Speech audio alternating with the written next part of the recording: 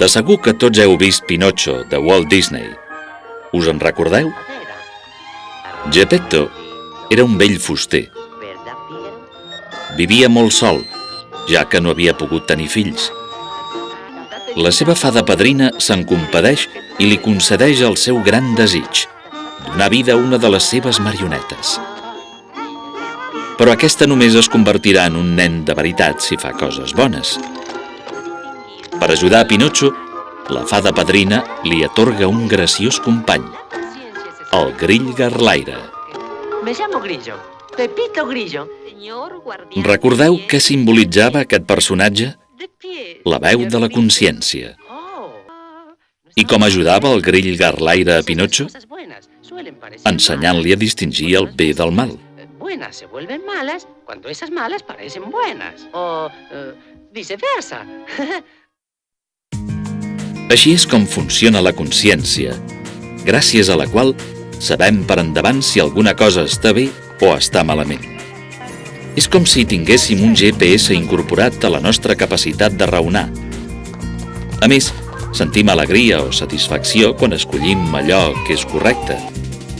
Fer els deures a temps, ajudar a casa o un company necessitat.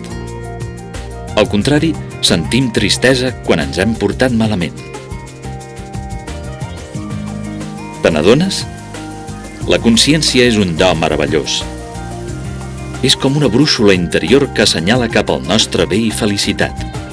És capaç de conèixer els principis de la llei natural que Déu ha gravat al cor de cada persona. Aquesta llei és la mateixa per a tothom i no canvia.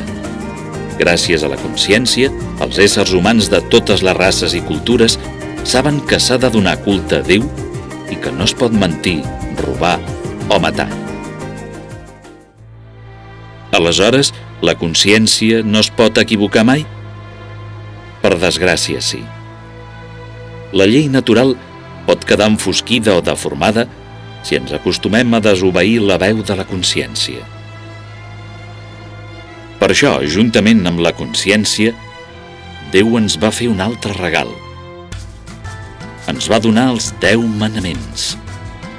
Són com un resum de la llei natural. Aquests manaments van ser confirmats i explicats per Jesucrist. A on? En els evangelis.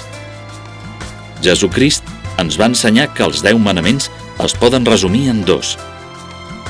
Estimar Déu sobre totes les coses i el proïsme com a un mateix.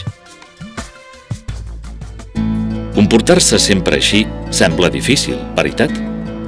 Tens raó. És impossible, llevat que li demanis ajuda a Déu. Amb l'ajuda de la seva gràcia, podràs seguir la veu de la consciència i lluitar per complir els 10 manaments. I si alguna vegada falles, per això hi ha el sagrament de la penitència. Jesús ens perdona i ens dona de bell nou la seva gràcia per a la nova lluita.